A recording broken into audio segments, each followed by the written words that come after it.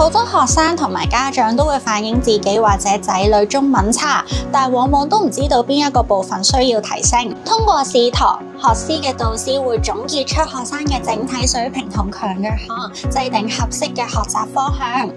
而正式上堂嘅時候咧，就會以小組嘅形式去進行嘅。我哋嘅導師咧會緊貼每位同學嘅學習進度啦，為佢哋去度身訂造佢哋嘅教學內容。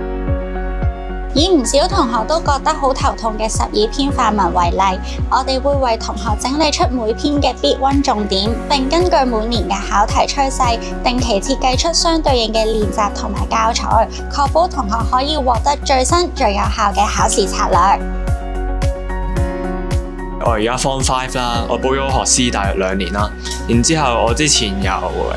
唔合格，可能得3-4成啦，而家報到差唔多都有6成。一開始我見到文言文就驚啦，不過自從嚟咗學師之後 ，Miss 俾多咗啲練習俾我做，即係好似例如 MC 啦，由淺入深，然後慢慢由簡單啲嘅文言文再到難啲嘅文言文咁樣做啦，然後開始做到而家熟晒，差唔多都唔會錯好多。我以前有補過私人1對1嘅補習，我覺得學師會更加多元化啦，因為佢哋嗰啲筆記有 MC 啊、長答同短答啦，可以令我喺真正考試環境熟悉更加多嘅題型嘅作答方式同埋佢哋嘅技巧。而考試佔翻最重嘅作文咧，學師就會主要去訓練同學嘅審題能力啦，咁就矯正翻同學喺查題時候嘅一啲思維盲點嘅。咁通過教導同學仔一個文章嘅佈局啦，去一步一步咧幫助同學去建立佢哋作文嘅框架嘅。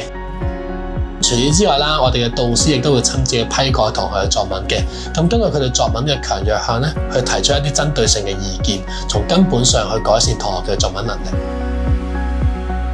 落堂之後，學生同埋家長亦都可以透過學師學生 App 了解每一堂自己學咗啲乜嘢，等同學仔可以清楚知道自己嘅學習進度。